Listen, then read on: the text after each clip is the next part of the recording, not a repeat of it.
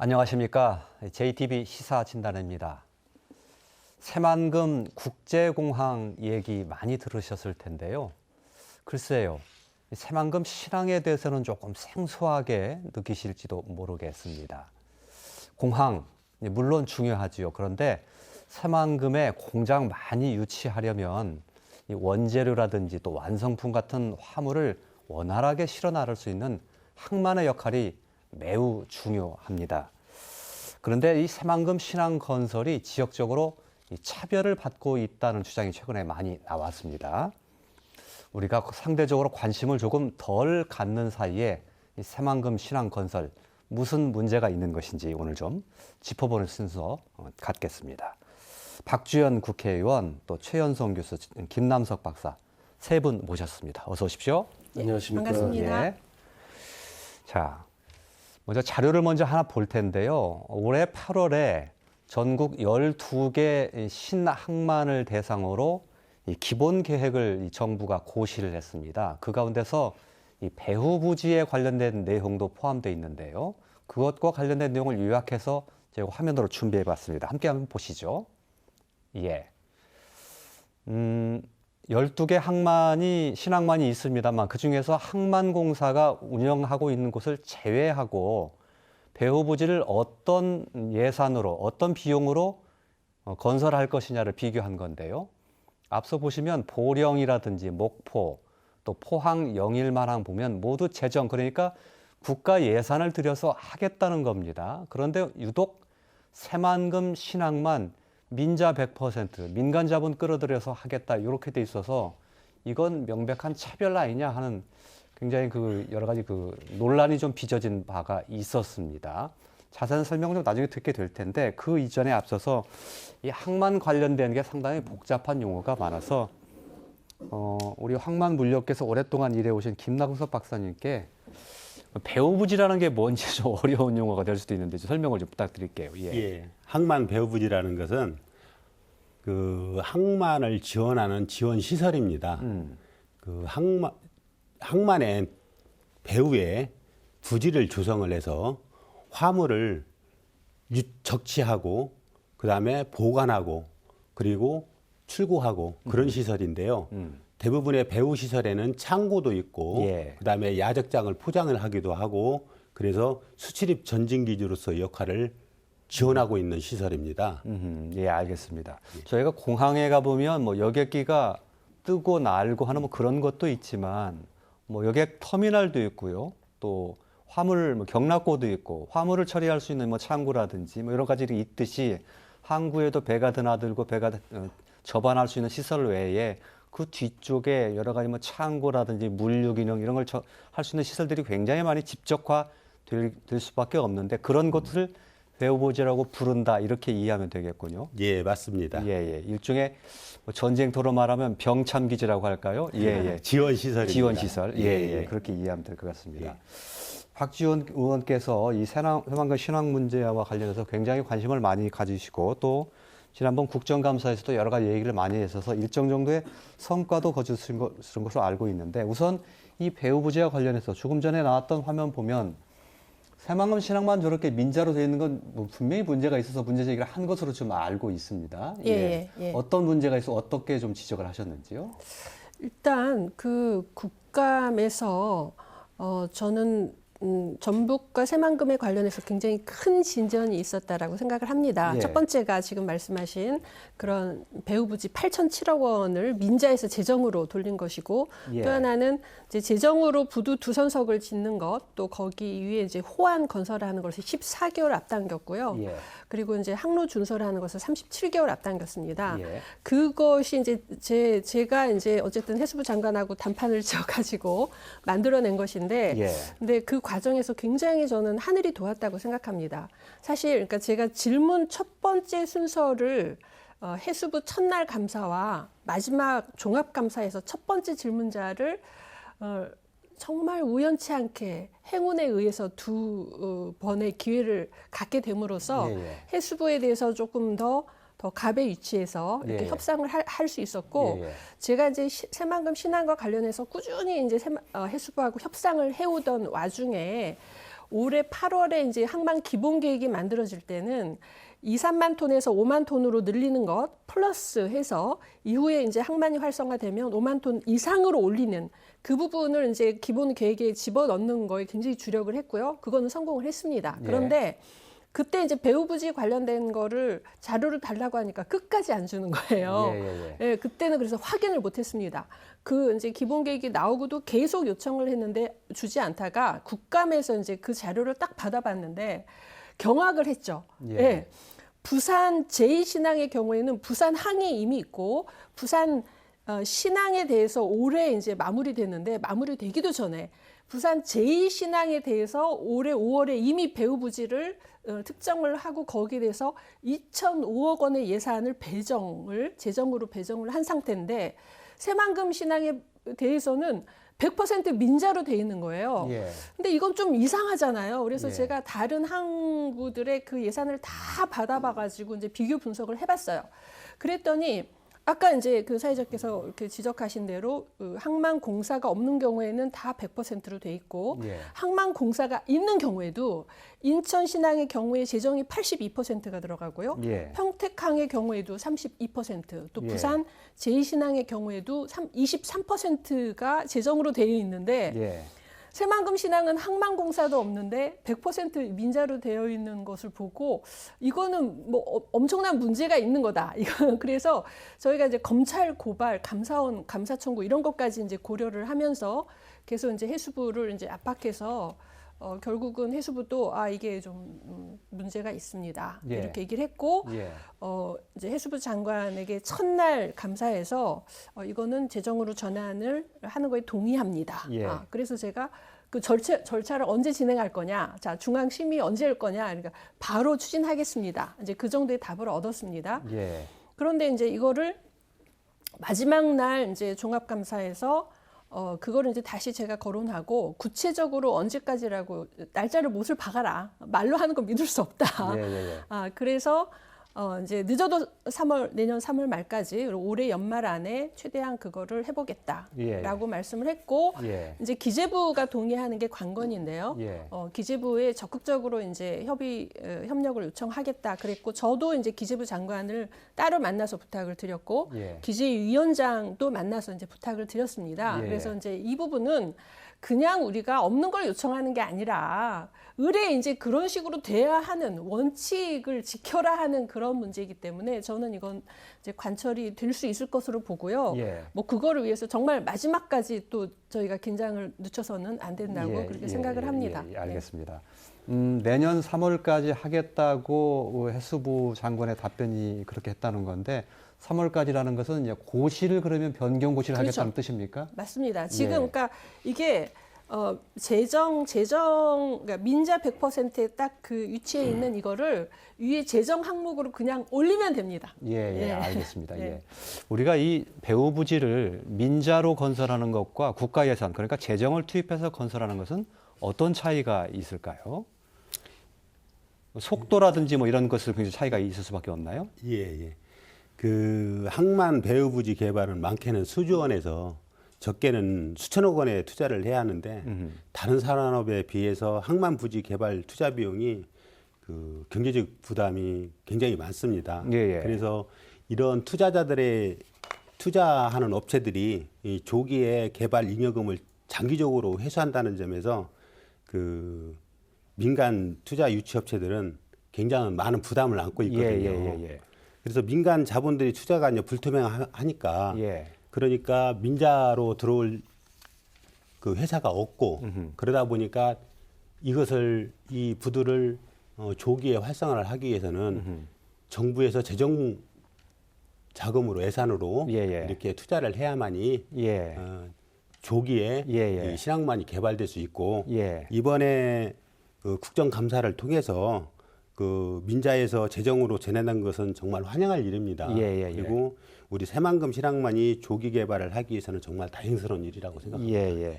저희가 이제 민자로 건설하는 것에서 재정으로 전환될 것으로 예정이 되는데 그렇게 된 것의 중요성을 좀 짚어보기 위해서 하는 건데 만약에 민자로 그대로 됐었다면 사실 8,700억이라는 돈이 작은 돈은 아니고 민간 자본이라는 것은 이익이 나야 투자를 하는 거 아니겠습니까? 그래서 만약에 이게 이익이 안 난다고 한다면 민간 자본들이 달려드는 곳이 없을 수 있는 거고요. 그렇다면 계속 하송세월로 더 그렇죠. 계속 지연될 가능성이 있었던 거죠. 10년이고 20년이고 예. 그냥 늦춰질 가능성이 있었던 거죠. 그러니까 예. 예를 들면 뭐 부산이나 인천이나 이미 이제 막 북적북적 거리는 곳은 민자들이 들어갈 수가 있죠. 예. 하지만 이제 새만금 신항은 지금 만드는 단계인데 이제 걸음마 단계죠. 예, 예. 거기 민자들이 이제 뭐 앞으로 예측을 어떻게 하면서 이제 들어가고 이게 사실상 어려웠던 거죠. 그래서 부두도 지금 아무도 안 들어와서 재정으로 이선석을 이제 해서 그걸 시작을 하는데 예. 배후부지 건설하는 거에는 민자로 그냥 내쳐뒀으면 예. 저는 새만금 신항은 뭐 정말 계속 늦춰질 수밖에 없었다고 생각하고요. 예. 제가 이거를 이제 한동안 지금 해보니까 이게 항만이라는 게 어마어마하게 중요한 거예요. 말하자면 목인 거예요. 목. 장사로 따지면 그렇습니다. 목이어서 예, 예, 예. 이거를 차지하기 위한 싸움이라는 게 그러니까 전쟁 이상입니다. 예, 지역 간에도 그렇죠. 그럼요. 예. 전쟁 이상이에요. 그래서 이 부분을 우리가 뭐 정말 예를 들면 부산의 경우에는 이제 뭐 신항을 계획하는 단계에서 이미 이제 배후부지가 되고 예산이 배정이 되고 그러니까 재정으로 되고 이렇게 되는 상황인데 우리는 새만금 신항을 시작한 지 11년이 됐는데 예. 아직까지도 지금 전혀 이제 진행이 안 되고 있다가 이런 부분이 이제서 시작된다는 것은 저희가 더 지금보다 훨씬 더 결의를 다져야 된다고 생각하고요. 예. 저는 이번에 민자에서 재정으로 전환하고 이걸 37개월까지 당기는 거 할 때 거의 전쟁한다고 생각하고 있습니다. 그러니까 12시, 1시까지 계속 이제 장관과 실갱이를 하고 예. 거의 또 막 다른 식으로 압박하고 뭐 이게 그런데 이제 거기에 정말 하늘이 저는 전북을 버리지 않았다라는 확신을 한 게 예. 정말 우연히 질문 1번이라는 건 엄청 중요하거든요. 예. 첫날. 국정감사 첫날 1번 그리고 마지막 날 또 1번을 제가 얻게 되는 정말 행운이 겹쳐서 예. 이 부분이 가능했다. 예. 그래서 이 이제 항만이라는 것은 전쟁이고 이것을 확보했을 때 우리에게 기회가 생기는 것이다 이렇게 생각합니다. 아까 그 표에서도 나타났습니다만 다른 이제 항만공사가 없는 곳은만 비교해 보면 다른 지역은 전부 다 지금 재정으로 100%돼 있는데 왜 새만금 신항만 미운털에 박였길래 그렇게 저기 재정으로 민자로 하는 것도 100%를 했을까요? 그거 참 이해할 수가 없는데요.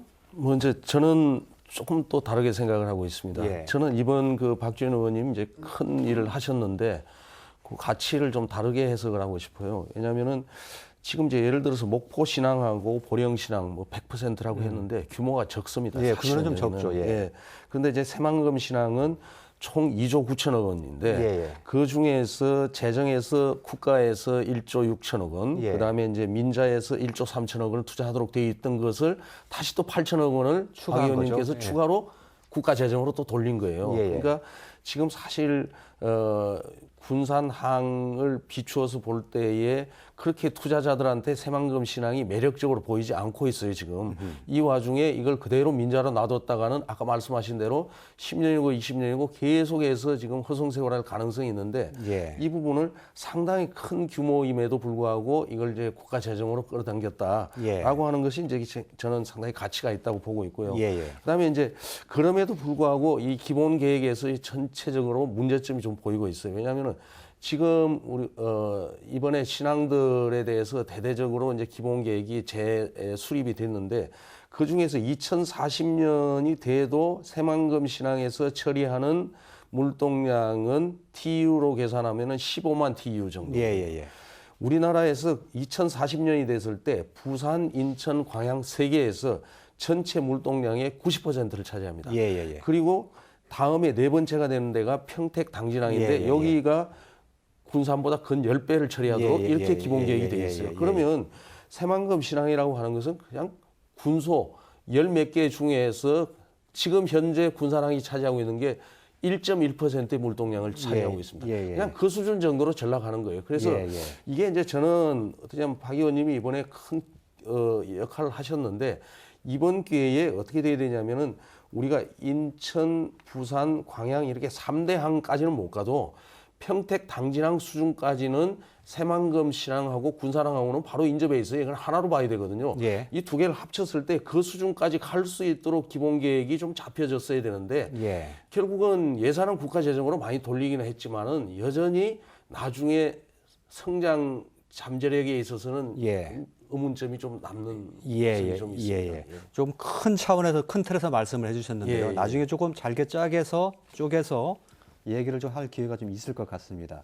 배후부지에 좀 집중해서 얘기를 해보자면요. 그렇게 민자로 배후부지를 건설하는 것 안이 돼 있었는데 이것을 사실을 좀 책임을 져야 될 새만금 개발청이라든지 또 전라북도라든지 이런 곳에서 전혀 모르고 있었습니까? 이번에 제가 이제 진행 과정에서 참 안타까웠던 게 있습니다. 그러니까 전라북도가 힘이 없기도 하고 여력이 없기도 하지만 좀 그 관심도 적었던 게 아닌가 이런 예. 생각이 들었습니다. 물론 예. 이제 새만금에 대해서 제가 이제 장관에게 처음 말문을 그렇게 열었습니다. 새만금에 대해서 전북 도민들이 어떻게 생각하는지 아십니까? 예. 뭐 앞으로 미래의 땅 어쩌죠? 아닙니다. 절망하고 있습니다. 예. 이제 지긋지긋하다고 얘기하고 있습니다. 예. 30년간 진짜 이거는 전라북도가 시작한 사업이 아니에요. 노태우 대통령이 대선 공약으로 해서 국가 사업인데 이걸 한다고 30년간 정말 안 하는 것도 아니고 하는 것도 아니고 전북 예산은 계속 갉아먹으면서 일자리는 안 생겨나고 그러니까 더 이상 막 새만금 얘기만 들어도 지긋지긋하다라고 하는 예. 정도의 그런 상황입니다. 예. 그래서 이제 문재인 정부도 처음에 들어서면서 이거는 확실하게 조기 추진을 하겠다라고 못을 박으신 거고, 그래서 이제 다행히도 이제 새만금 매립도 공공 주도로 되고, 이제 도로 건설도 되고, 이제 뭐 항공도 이제 예타 면제가 되고 했는데, 그거의 핵심 중에 핵심이 신항인데, 예. 이것만 지금 정부 항만 기본계획에서 10년을 밀어놓은 겁니다. 예. 그러니까 이거는 도저히 이게 무슨 이거는 하겠다라고 해놓고 여기에서 이걸 발목을 잡고 있으면 이거 전체가 아무것도 안 되는 겁니다. 예. 그 부분을 이제 강하게 이제 얘기를 하면서 이제 이거를 끌어낸 건데요. 이걸 진행하는 과정에서 항만 기본 계획이 초안이 한 5, 6월에 나와서 그게 이제 각 그 기관에게 배포가 되었더라고요. 예. 저는 이제 최근에 이제 알게 된 건데 오늘 예. 제가 이제 오늘 처음 얘기를 예. 드리는 겁니다. 5, 6월의 초안에는 배후부지 8,007억 원 중에 25%는 재정으로 하는 것으로 초안에 만들어져 가지고 전라북도나 이런 데 다 배포가 되었던 겁니다. 예. 전라북도는 알고 있었죠. 예. 그러면 전라북도는 그 상황에서 왜 우리 재정 100%가 아니냐. 예, 다른 예, 데하고 비교했을 때 우리는 차별을 하느냐라고 예, 이제 문제 제기를 하고 덤벼들었어야 되는데 예. 아무런 문제 제기를 안 했던 거죠. 예. 그러니까 나중에 기본 계획에는 뭐 이거 그냥 민자 100%로 가도 되겠는데? 뭐 이렇게 생각했는지 모르겠지만 이게 25%마저 없어지고 민자 100%로 발표가 된 겁니다. 예. 그러면 그렇게 발표되었을 때 전라북도가 아니 이게 웬일이냐. 재정 100%로 해야 되는데 그나마 재정 25%로 하기로 했던 것도 이게 빠지다니 말이 되느냐 하고 이제 사생결단으로 덤볐어야 되는데 예. 거듭 말씀드리지만 항만은 전쟁입니다. 예. 목을 차지하기엔 전쟁이기 때문에 사생결단을 했었어야 되는데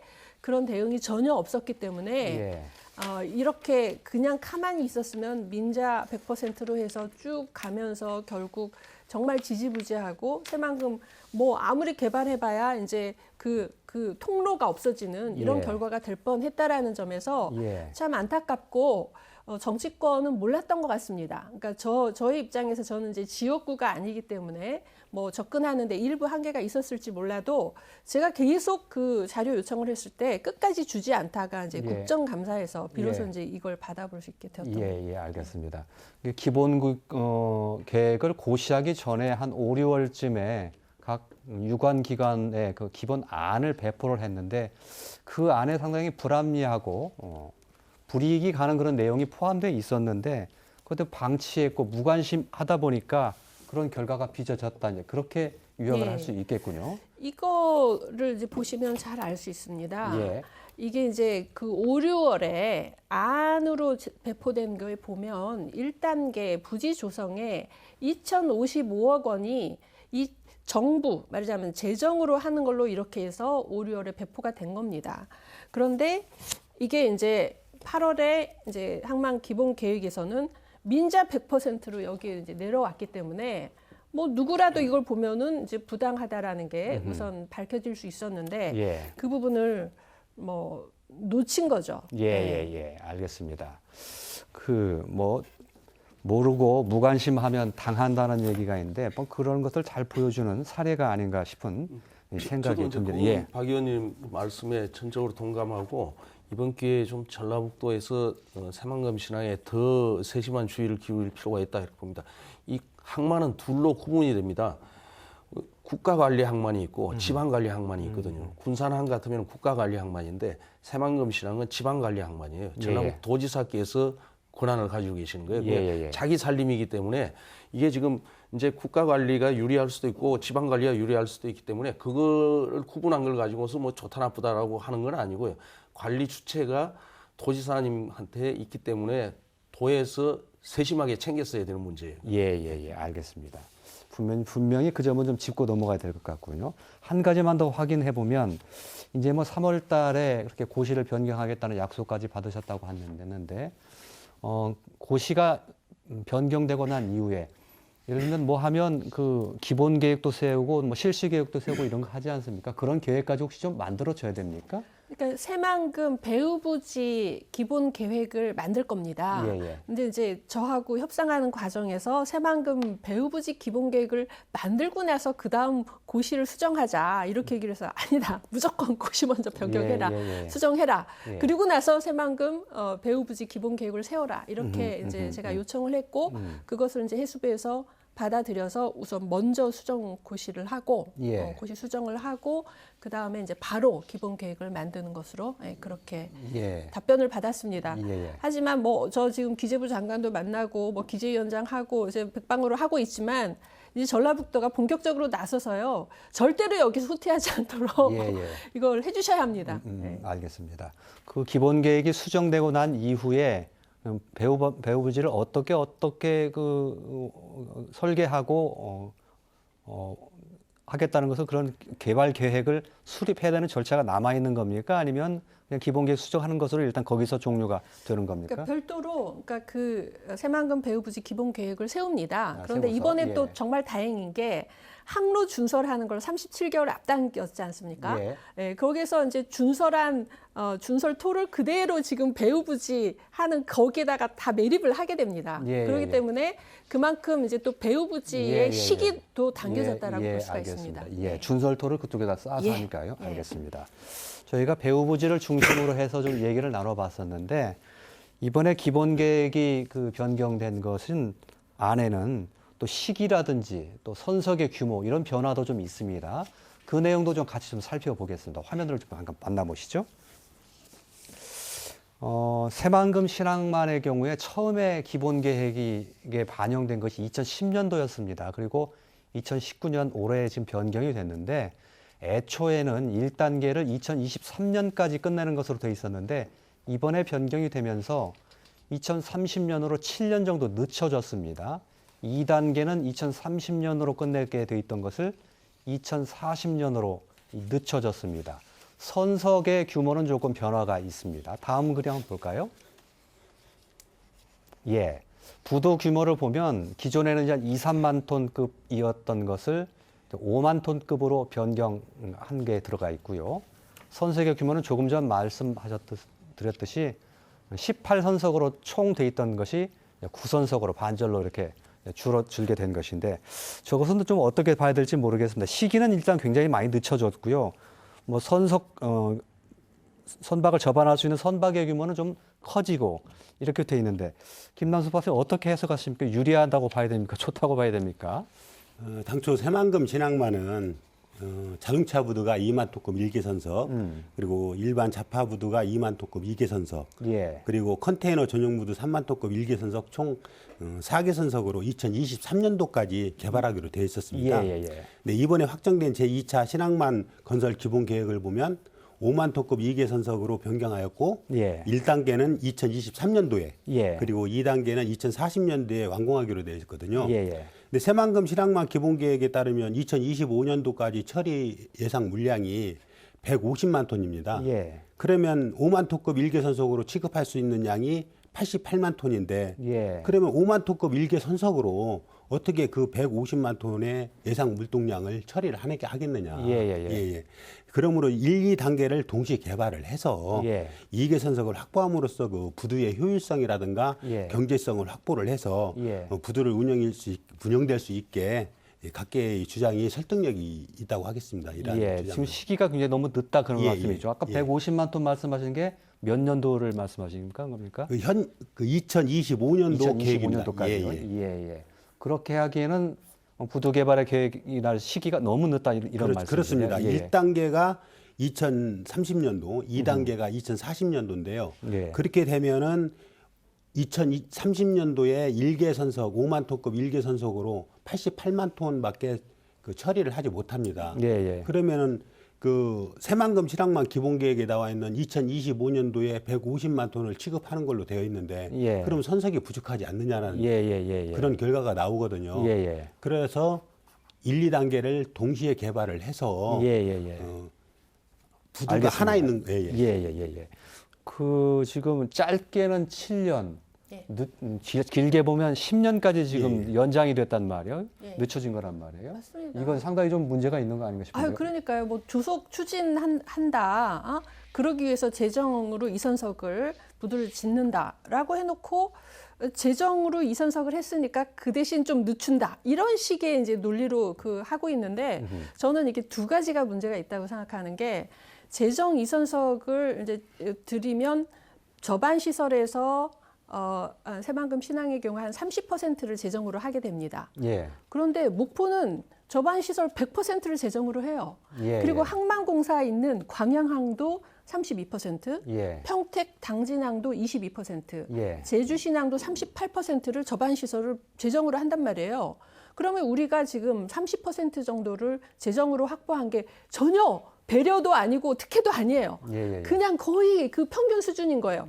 근데 사실 지금 문재인 정부 들어서 군산 조선소 폐쇄되고 예. GM 폐쇄되고 예. 전북 금융 중심지 보류되고 이런 상황에 비춰본다면 저는 이게 재정 2선석이 아니라 4선석 정도는 확보를 했었어야 예. 이게 걸맞는 것이었다고 생각하고 따라서 재정 2선석이라는 게 이 전체 계획을 늘릴 하등의 이유가 될 수가 없다라고 생각을 합니다. 그래서 앞으로 저는 재정으로 이제 부두 건설하는 것도 좀 확대하는 거를 시도를 할 필요가 있다고 생각을 하고요. 그리고 이제 이제 지금 물동량과 관련해서 우리는 이제 이선석에 대해서조차 정부는 이거를 단계별로 추진한다. 그래서 한석 먼저 하고 그 다음 한다. 이런 식으로 얘기를 하는데 이게 일단 한석을 하기 위해서 뭐 가우안을 만들고 하려면 92억 원이 추가로 듭니다. 이거를 두 선석을 한꺼번에 하고 그것도 배후 부재랑 함께 이렇게 뭔가 가야 그러니까 이게 지금 항로 준설에서 매립하는 것까지 최소한 함께 두 선석이 같이 가야 이게 이제 뭐 재정 예산이 이제 효율적이고 그게 이제 제대로 진행이 될 수 있어서 이번에 이제 그것도 제가 답변을 얻어냈습니다. 이것도 엄청 실갱이를 해서 보시면 지금 이제 저반부두 두석에 대해서 한 14개월 정도를 단축을 했고요. 그 다음에 이제 북측 방파 호안에 대해서도 한 14개월 단축을 했고 이 항로 준설 및 매립을 한 37개월 정도 단축을 했습니다. 그런데 이제 이게 이제 어떤 의미가 있냐면 앞으로 이 이상으로 절차 같은 거를 좀 더 이제 좀 단축을 하는 거를 지속적으로 협력을 하기로 했기 때문에 저는 이제 이 부분도 조금 더 단축이 될 수 있다고 보고 특히나 이제 그 두 선석을 함께 추진하는 것으로 확고하게 답을 얻었습니다. 그래서 이번에 이제 그 설계비를 두 선석에 대해서 이제 설계비가 아니라 진행하는 비용을 두 선석에 대해서 반영하는 것을 일단 농해수위에서는 상임위에서는 통과를 시켰고요. 여기로 해서 통과가 돼야 되는데 이 부분 마지막 굉장히 좀 집중해서 관철을 시켜야 합니다.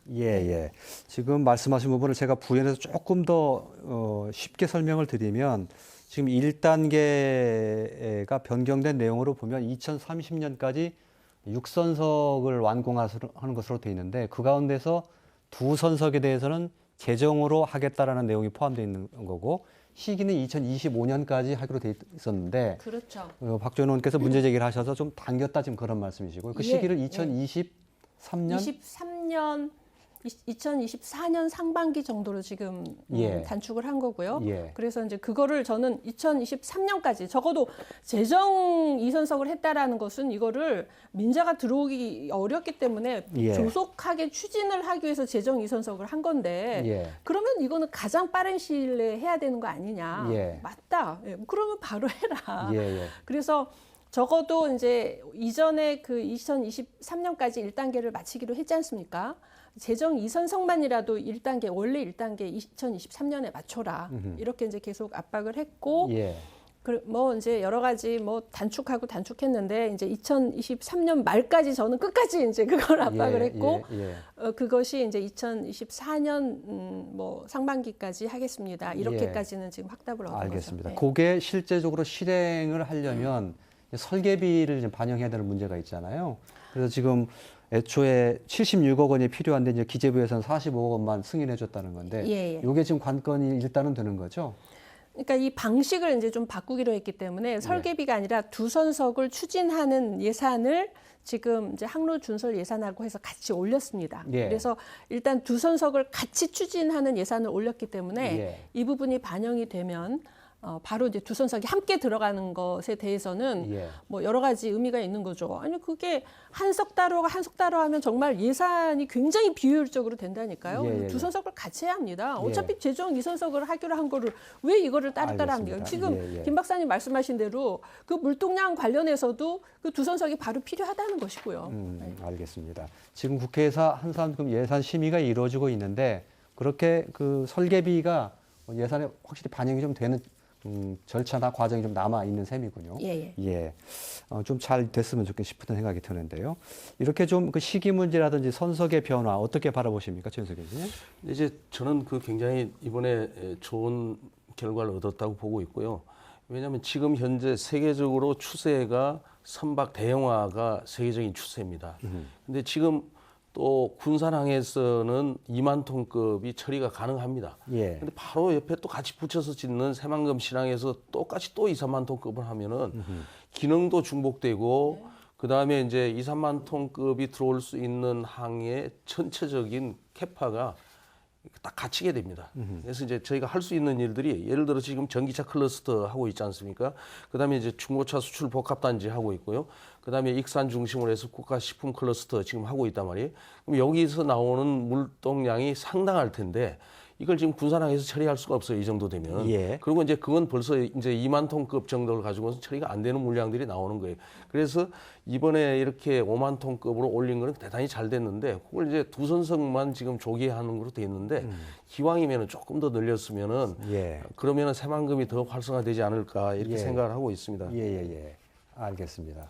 지금 이제 군산항에도 5만 톤급이 있긴 한데 이게 이제 수심이 얕다 보니까 5만 톤을 싣고 와서 일부를 인천에 내려놓고 절반을 내려놓고 나머지 절반을 가지고 군산에 들어옵니다. 군산항에. 그래서 지금 현재 군산항에 있는 5만 톤급은 실제로는 5만 톤급이라고 할 수가 없기 때문에 새만금 신항의 이제 가장 장점이 우리나라에서 가장 수심이 깊다는 거 아니겠습니까? 그 장점을 충분히 활용하기 위해서 저는 이제 이번 5만 톤급으로 늘렸지만 그 활성화되면서 앞으로 바로 좀 10만 톤급을 적어도 한 석이라도 먼저 좀 시작을 할 수 있도록 그렇게 같이 힘을 좀 합해서 봅시다. 지금 현재 5만 톤급으로 돼 있는데 대체적인 말씀들이 5만 톤급은 앞으로 미래를 지향하는 측면에서는 굉장히 부족한 측면이 있다. 10만 톤급으로 지향을 해야 된다라는 얘기를 하시는데 그 부분에 대해서 김남숙 박사님 좀 하실 말씀 있을 것 같습니다. 현재 국제 해상 운송 추이를 살펴보면은요. 국제 대형 선사들은 해상 운송 비용과 항만 물류 비용을 절감하기 위해서 운송 선박 기존 그 사이즈를 핸드 사이즈인 2만 톤에서 3만 톤의 핸드 사이즈를 이미 핸드막스의 5만 톤급이나 파나막스급인 6만 톤 이상으로 지금 운항이 되고 있어요. 근데 그래서 이제 앞으로 국제 해상 운송 업체들은 더욱더 이제 해상 운송의 경제성을 확보한다든지 그다음에 그 비용을 절감한다든지 이런 목적으로 선박이 계속적으로 대형화 추세에 있거든요. 그 이러한 해상 운송의 대형화로 변화된다면 현재의 5만 톤급에서 캄사르막스의 8만 톤이나 아프라막스의 10만 톤급의 대양 선박으로 변화될 것이 분명합니다. 예. 국제 선사들은요. 예. 그래서 새만금 신항만도 이렇게 이제 다변화되고 있는 해상 운송 물류 시스템을 예. 준비하기 위해서는 10만 톤급으로 건설돼야만이 향후 국제항으로서의 제 역할을 예, 예. 아마도 다 할 것으로 보고요. 예. 특히 가까이에 있는 중국의 상해항이나 예. 청도항이나 연운항 그리고 이제 국내의 평택항이나 인천항, 광양항 등과도 경쟁력에서 우위를 차지하지 않을까 이런 생각이 듭니다. 예. 새만금 신항이 완공이 되도록 돼 있는 저는 기본 계획상으로 보면 2030년이나 40년 정도 되면 10만 톤급의 배가 상당히 많아지는 그래야 국제 경쟁에 갖추는 그런 시대가 될 것이기 때문에 미리부터 준비를 해야 된다. 그런 말씀으로 이해를 하면 되겠죠. 네, 그렇습니다. 예. 그런데 현재로는 앞으로 항만이 활성화될 경우에 선박 규모를 늘리는 것을 고려하겠다. 이 정도의 표현을 약간 선언적 의미로 돼 있어서 조금 더 좀 구체적으로 조금 기본 계획이 변경돼서 그 안에 좀 반영이 됐으면 하는 그런 바람을 좀 가질 수도 있을 것 같은데. 그 10만 톤으로 늘리기 위해서 어마어마한 어쨌든 전투를 했는데요. 예. 그거는 정말 철벽이더라고요. 예. 그래서 정말 그 워딩으로 해서 집어넣는 것도 겨우 넣고 예. 하지만 일단 그게 분명히 앞으로 이제 활성화될 경우에 이 선석 규모를 확대한다. 예. 이렇게 들어가 있기 때문에 기본 계획을 변경하지 않은 상태로 예. 얼마든지 그 선석을 늘릴 수 있는 그 근거를 마련했기 때문에 예. 저는 이 제정 이선석 5만 톤급을 빨리 끝내고 그리고 바로 이제 추가로 아까 이제 새만금 신항의 경우에 30%밖에 안 되는 거고 예, 다른 항에 비해서 그래도 조금 더 어드밴티지가 있어야 마땅하다. 예. 그러면 10만 톤급 한석 정도를 재정으로 확보를 해서 바로 좀 건설을 시작한다면 새만금 예. 신항의 좀 앞날이 굉장히 좀 밝아질 것이다. 제가 이제 새만금이 이제 배후 부지가 굉장히 배후 단지가 엄청 넓다는 게 엄청난 장점이잖아요. 근데 이번에 항만 기본 계획에 새만금 신항을 대중국 식품 클러스터 무역항으로 만든다라는 것이 들어가 있습니다. 그것도 제가 집어넣습니다. 예. 그러니까 중국 산동성하고 이렇게 계속 접촉을 하다 보니까 산동성 사람들이 그렇게 얘기하는 거예요. 새만금 신항 언제 되냐고. 자기들이 정말 그 식품 무역과 관련해서 관심이 있다는 뜻이네요. 그럼요. 예. 이게 이제 중국의 식품은 아무런 이제 브랜드가 없잖아요. 그래서 중국의 중산층만 해도 이미 이제 그 수입 식품을 먹으려고 하고 그 전쟁 기지로 일본을 생각했는데 일본에서 방사능이 터졌잖아요. 그래서 일본 식품도 브랜드가 없습니다. 그래서 그리고 이제 중국 조사를 해보면은 어느 나라 식품을 수입해서 먹고 싶냐 그러면 1위가 한국이란 말이에요. 예. 근데 한국에서 어떤 기지를 같이 만들어서 한중 합작 단지를 만들어야 되는데 부산이나 인천이나 이런 데는 배후 부지가 꽉꽉 차서 거기에 넓은 그런 식품 단지가 들어갈 수가 없습니다. 근데 이제 전라북도 새만금 신항의 경우에는 농생명 연구소들 다 들어와 있죠. 익산 국가식품 클러스터가 있죠. 그리고 이제 배후에 이제 농수축산물 단지가 다 있고 새만금에 엄청나게 그 배후 부지가 있고 그러니까 바로 새만금이야라고 생각하는데 항구가 있어야 들어갈 거 아닙니까? 그러니까 신항이 언제 되냐고 계속 물어보는 거예요. 그래서 이제 제가 정말 이거 무조건 당겨야겠다라고 작심을 한 게 산동성하고 접촉하면서 자, 우리 여기 한중 합작 단지 만들자라고 했을 때 계속 신항을 물어봤기 때문에 그 부분에 이제 좀 계속 집중을 했던 것이고요. 이 새만금 신항은 제가 이제 우리가 정부에 대해서 자, 새만금 신항에 대해서 재정으로 10만 톤급 한 선석을 더 늘려라라고 하는 것이 그냥 우리 좀 불쌍하니까 봐줘라 이런 차원이 아닙니다. 이건 어마어마한 기회를 새만금의 경쟁력을 살릴 수 있는 그리고 기존의 국내 일자리를 뺏어오는 게 아니라 중국과의 관계에서 또 그 중국과 중동과 동남아의 그 어마어마한 어떤 그 식품 시장을 겨냥해서 알겠습니다. 중국과 합작으로 해서 이 수심은 가장 깊고 그래서 가장 큰 배가 들어올 수 있기 때문에 원가 경쟁력이 생길 수 있고 그리고 배후 단지가 엄청 넓고 그런 데에 대해서 뭐 그 재정 그 10만 톤급 일선석 그 선도 투자 그거 당연히 해야 되는 거 아니냐. 알겠습니다. 정부라면 예. 그런 그 자신감을 가지고 좀 접촉을 할 필요가 있습니다. 그만큼 국제적인 수요가 있다 이 말씀으로 좀 이해를 하면 좋을 것 같습니다. 조금 전에 그 선석 규모를 늘리는 얘기가 나왔는데 선석 규모를 늘리려면 그만큼 수심이 확보가 돼야 되지 않습니까? 근데 지금 이번에 정부에서 발표한 거 보면 지금 2, 3만 톤급에서 5만 톤급으로 늘리면서 수심을 12m에서 14m로 지금 내리는 것으로 되어 있거든요. 근데 2만 5천 톤 TU급 하려면 23m까지 수심을 파야 된다고 하는데 그렇게 되면 그 상당히 더 장기적인 계획을 세워야 되는 거 아닌가요? 어떻습니까? 새만금 신항만은 아까 박 의원님께서 말씀하셨다시피 천연적인 그 항만을 끼고 있습니다. 조건을 가지고 있다는 말씀이죠. 그 군산항 같은 경우에는 포구항입니다. 포구항. 목포항처럼 포구항이어가지고 그 금강에서 내려오는 그 토사가 계속 쌓이죠. 쌓이기 때문에 준설을 꾸준히 할 수밖에 없지만 새만금 항만은 그 고군산도 전면에 배치를 하고 있기 때문에 바로 대형 선박이 접안을 할 수가 있습니다. 그러면은 충분히 20m에서 25m까지 수심을 확보를 합니다. 단지 중요한 것은 뭐냐면 항로인데 배가 드나들고 나갈 수 있는 도로라고 생각하는 그 항로가 과연 20에서 25m가 그 일률적으로 되어 있느냐 그렇지 않거든요. 배 속에 그 바닷속을 보면은 좀 그런 것들만 그 정리를 해서 수심을 확보를 한다면 충분히 20에서 25m까지는 확보가 된다. 이렇게 보고 있습니다. 그러니까 지금 수심이 조금 덜 나오는 것은 한 번 준설만 해주면 계속 토사가 쌓이는 것은 아니기 때문에 충분히 그런 대형 선박이 이게 다 지나다닐 수 있는 항로가 확보가 된다는 그런 말씀이시네요. 그렇습니다. 알겠습니다. 한 가지 더 짚을 거. 김남석 박사님이 처음에 얘기해 주셨던 거. 애초에 2025년도만 해도 150만 톤급 되는데 지금 시기 이렇게 돼가지고는 좀 곤란하다 이런 말씀이신데 이거 새만금 기본계획 한 번 이렇게 되는 것은 또 나중에 한참 있어도 수정이 되는 거잖아요. 바로 또 변경하기는 어렵죠. 10년 만에 뭐 하도록 되어 있는데요. 저는 우선은 지금 2030년을 이제 40년까지로 했는데 지금 현재 하도록 되어 있는 거를 가능하면 재정으로 해서 초기에 일단 활성화를 시켜두고 그렇게 돼서 기업들이 들어와서 물동량이 바로 가시적으로 나타났을 때는 뭐 재정이든 민자든 들여오는 게 굉장히 수월해지기 때문에 그 부분에 좀 집중을 할 필요가 있다고 생각을 합니다. 알겠습니다.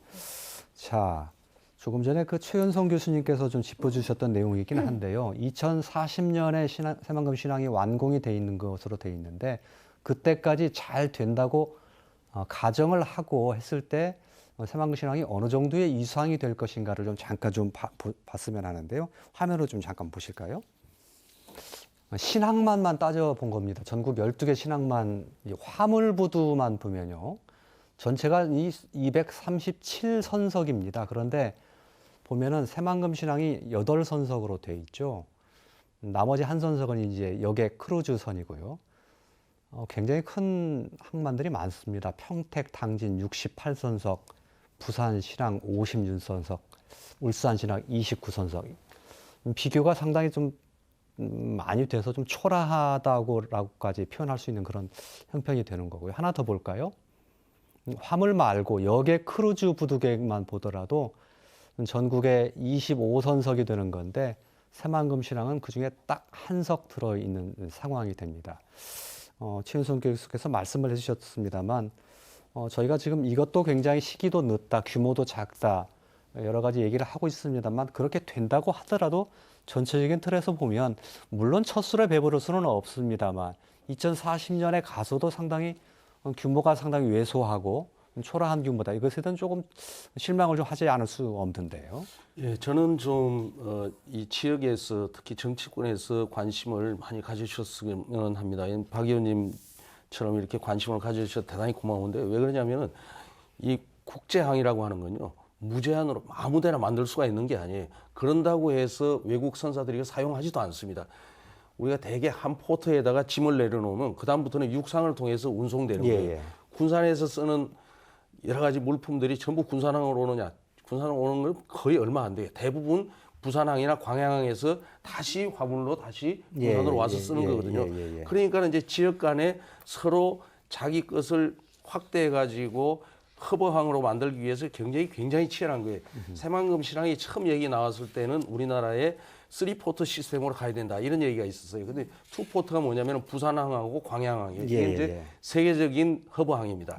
그리고 세 번째 두 항 가지고서 어려우니까 하나를 더 만들자라고 한 것이 새만금 신항이에요. 근데 새만금 신항은 말만 나왔지 그 이후에 늦게 얘기 나온 부산 신항은 벌써 완공돼 가지고 사용하고 있지 않습니까, 지금. 이제 지금도 보면은 군산항을 예를 들면은 군산항 바로 옆에가 보령 대천인데요. 보령항이 지금 작년에 군산항이 11위예요. 보령 대천항이 10입니다. 더 앞서고 있어요. 그 바로 위에 올라가면은 또 무슨 항이 있냐면 대산항이 있는데 이게 6위예요.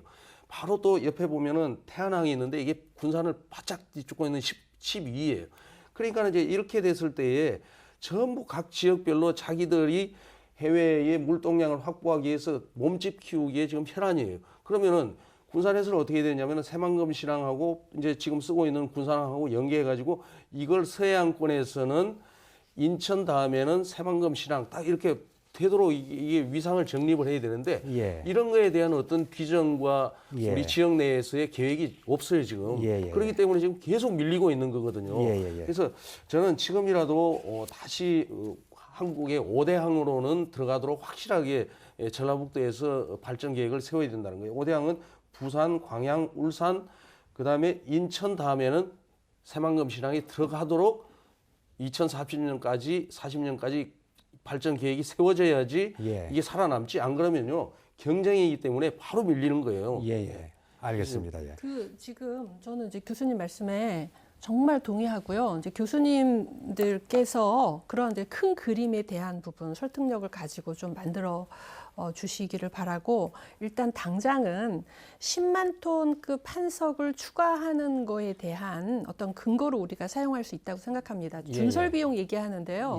지금 준설 비용이 실제로 그렇게 많이 들지 않습니다. 그러니까 기재부하고 얘기하니까 막 준설 비용 얘기하는데 그래서 제가 다 조사해봤어요.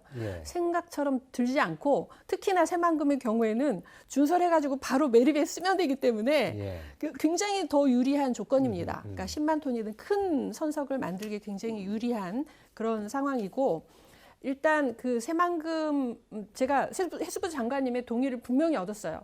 자, 새만금 신항이 이런 식품 글로벌 세계적인 식품 무역항으로서 가장 적합한 곳이다. 동의하십니까? 동의할 수밖에 없습니다. 이렇게 대답을 하셨다고요. 그러니까 저희는 이제 특성화된 항을 좀 지향할 필요가 있다고 생각합니다. 식품, 그러니까 전라북도가 힘이 약하지만 무시할 수 없는 경쟁력, 어디에도 뒤지지 않는 경쟁력 세 가지가 있는데 식품과 문화와 복지입니다.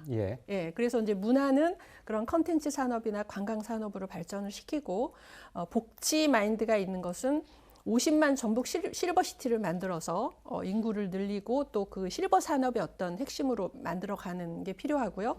식품과 관련해서는 이 전체가 저는 새만금 신항이 어떤 세계적인 식품 무역항으로 가는 거에 대해서 항만 기본계획이 이번에 들어간 겁니다. 그러면 그렇게 발전을 시키잖아요. 그러면 이걸 하역하고 보관하고 또 가공하고 인증하고 또 그 관련된 무역 금융 등 어마어마한 일자리가 생깁니다. 그런데 여기서 또 한 가지 무역 금융이라는 게 생깁니다. 그러면 전북이 그 기금운용본부의 어떤 지금 현재 650조, 앞으로 막 1000조가 넘는 그 돈을 운영하는 자산운용 플러스 식품 무역 금융을 결합해서 제3의 금융 중심지가 되는 아주 강력한 근거가 되는 것입니다. 그래서 일단 그 10만 톤, 재정 10만 톤급 한 선석을 더 추가한다라는 구체적인 목표를 세워놓고, 지금 근거는 너무 충분합니다. 근거를 다 하나하나 이렇게 정확하게 해서 주장을 하고, 또 전북의 정치권이 똘똘 뭉쳐서 이 부분을 이제 돌파를 해낸다면, 저는 이제 새만금 신항을 발전시키는 건요, 저는 이름까지 다 지어놨어요. 장보고항. 그리고 일단 그 큰 시장을 벌려놓으면요, 제가 이제 하림의 김홍국 회장님한테도 여쭤봤어요. 이건 무조건 된다. 네덜란드의 로테르담 항보다 새만금 신항이 훨씬 더 여건이 좋다. 예, 알겠습니다. 그래서 예. 일단 이거에 대해서 가시적인 그 진전이 있게 되면 정말 그 글로벌 그 식품 무역 관련된 회사들이 다 들어올 수 있다. 예, 알겠습니다. 여건이. 예, 알겠습니다. 이야기가 막바지를 향해서 가고 있는데요. 정리를 좀 해야 될 시간인 것 같습니다. 결국은 새만금 신항을 이제 국제적인 경쟁력이 있는 항만으로 장기적으로 키워나가야 되는 건데, 그러려면 무엇보다도 정부의 의지가 상당히 많이 중요한 키, 열쇠가 될 것 같습니다. 지역에서 가지고 있는 기대와 바람, 희망과는 다르게 그럼에도 불구하고 이번에 기본 계획을 보면 부산항과 광양항이 상당히 그 중심항으로 키우려는 그런 상당히 전략이 노출이 되어 있고요. 새만금 신항은 서해권의 여러 항만 중에 하나, 이 정도로 지금 그 취급이 좀 되고 있습니다. 이것을 좀 더 이상을 강화를 좀 해야 될 필요성이 있을 것 같은데, 마지막으로 한 말씀씩 좀 들으면서 새만금 신항을 좀 정말 대한민국을 대표하는 항구로 키워나가는 전략 좀 짧게 좀 들으면서 정리를 하도록 하겠습니다. 김남석 박사님께 좀 부탁드릴까요? 예. 예. 우선 먼저 첫 번째로는요. 새만금 내부 개발 활성화로 다국적 기업 유치를 통해서 입주 기업이 원활한 물동량을 처리할 수 있도록 예. 1, 2단계를 먼저 건설을 하고 그리고 나서 10만 톤급을 건설할 수 있는 그런 계획안을 마련했으면 좋겠고요. 예. 두 번째는 새만금 공항과 인입철도 그리고 동서남북로 도로동 트라이포트를 구성하기 위해서는 2030년도까지는 신항만 개발이 너무 시기가 늦습니다. 그래서 예. 아까 말씀하신 대로 2023년도까지는 개발되지 않느냐 그렇게 보고요. 세 번째로는 이 새만금 신항만이 국민들에게는 전라북도에만 국한된다라는 인식이 팽배해 있습니다. 예. 그래서 새만금 개발이 우리나라 경제 개발의 한 축을 이루는 국가적인 그런 중책 사업이라는 것을 널리 홍보를 해서 예. 새만금 개발이 성공하면은 모두가 좋지 않겠느냐 이런 바람입니다. 예, 알겠습니다. 1분 이내로 좀 정리가 됐으면 좋겠습니다. 최현성 교수님. 예. 예, 지금 아까 로테르담 얘기를 하셨는데 네덜란드가 세계에서 미국에 이어서 두 번째 식품 수출 국가입니다. 수입을 엄청나게 하고 있고요. 수입해서 가공해서 다시 또 전 세계로 그 식품이 나갑니다. 지금 이제 그래서 로테르담 항이 그렇게 유명한 허브항이 됐는데요. 이 새만금 항도 충분히 로테르담 항 이상으로 키울 수 있는 여러 가지 입지 요건을 가지고 있습니다. 그래서 희망을 가지고 아까 말씀드린 대로 우리나라의 5대항 안으로 2040년까지 들어갈 수 있도록 좀 지역 정치권에서 더 힘을 모아주시면 고맙겠습니다. 예, 박주연 의원님. 예, 제가 이번 국정감사에서 새만금 배후부지 8,007억 원을 민자에서 재정으로 전환하고 또 부두건설 또 뭐 호안 또 항로 준설을 14개월에서 37개월까지 이렇게 단축한 것은 이제 시작이라고 생각합니다. 저는 확신이 있었습니다. 그러니까 새만금 신항이 정말 세계적인 식품 무역항이 되어서 우리나라의 뭐 이제 자동차나 조선이나 이런 것들은 또 부침이 있는 것이고 이 식품 산업이라는 것은 저는 우리가 중국도 일본도 가질 수 없는 우리의 그 확고한 경쟁력이라고 생각하거든요. 그래서 이 부분을 앞으로 이제 뭐 하여간 열심히 밀고 나갈 테니까 전부 정치권이나 또 언론 또 학계에서 똘똘 뭉쳐서 이 부분을 반드시 우선 단기 목표는 이번 예산에서 무난히 통과되는 거 플러스 추가로 재정 10만 톤급 한선석을 만들어냅시다. 예, 알겠습니다. 단기적으로 장기적으로 할 일이 좀 분명히 많이 있는 것 같습니다. 우리나라 뭐 제2대 도시 또 3대 도시로 꼽히는 뭐 부산이라든지 인천 이런 곳이 발달한 까닭이 뭡니까? 공통점이 뭡니까? 항구를 끼고 있는 것 아니겠습니까? 새만금이 더욱더 발전해 나가는 방향, 전라북도가 더 커지는 방향, 거대한 항구를 가질 수 있는 그런 요건이 분명히 될 거라고 보는데요. 오늘 얘기를 들어보니까 전라북도 신항만 상당히 좀 차별을 받고 있는 요소가 분명히 있는 것 같습니다. 우리 의지를 모아야 될 것 같고요. 정치권의 역할 무엇보다 중요한 것 같습니다. 그런 의미에서 앞으로 몇 달 남지 않은 총선의 중요성도 더욱더 중요하게 다가오는 것 같습니다. 오늘 얘기는 여기서 이렇게 접도록 하겠습니다. 자, 고맙습니다.